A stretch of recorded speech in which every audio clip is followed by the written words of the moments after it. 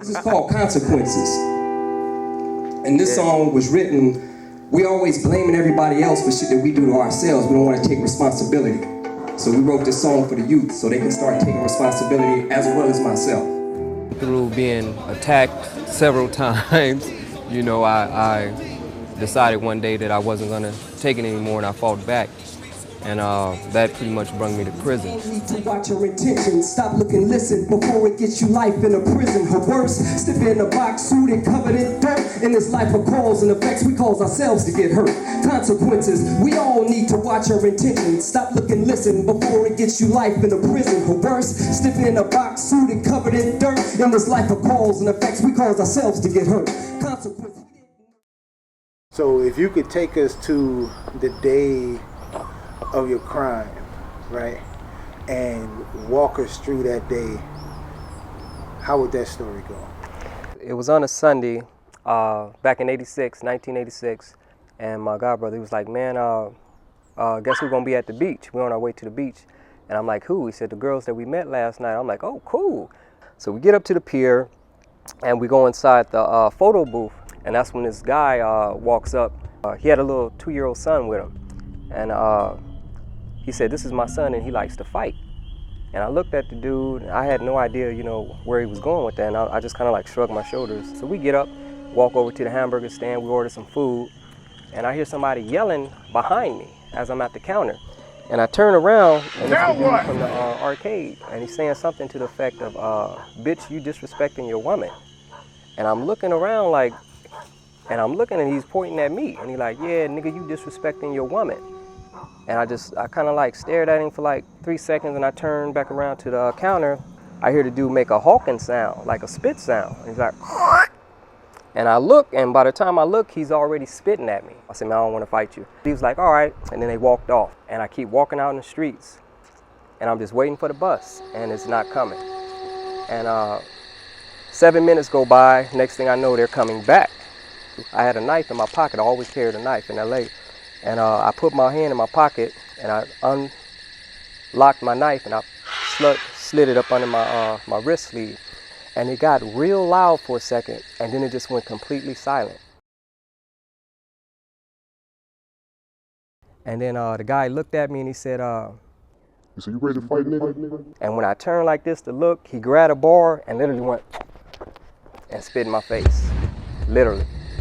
And whew. Damn. Yeah, when I felt it, that shit was unimaginable. And it hit me, and I went back like that, and then that's when he grabbed me like this, and then he picked me up.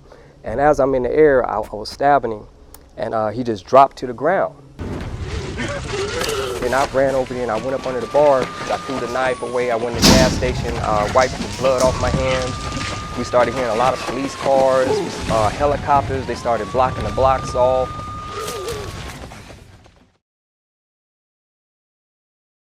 As a lifer, you had to go in that boardroom and you had to get them an explanation that made them feel suitable enough to release you back into society.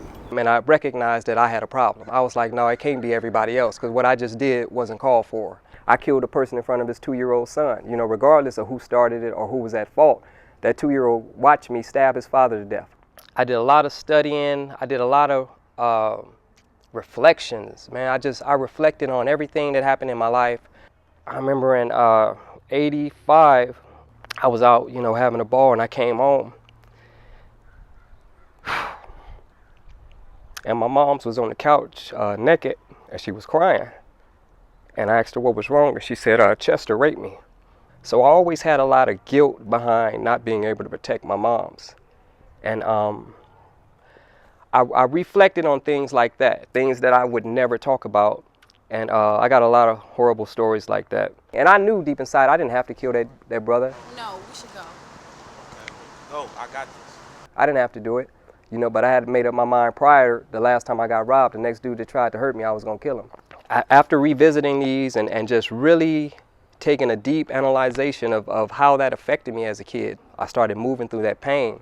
Everybody has a story. I'm 48 years old, 2 years from 50. And it's things like when I was 4 years old that still bother me, you know, and I have to recognize that it's bothering me. if I was sitting down with a youngster right now that was going through some horrible shit, man, whether it be his family on drugs or some violence or he on dope or just some crazy, he robbing people, whatever, I guess I would just tell him, brother, you are meant to be more than this.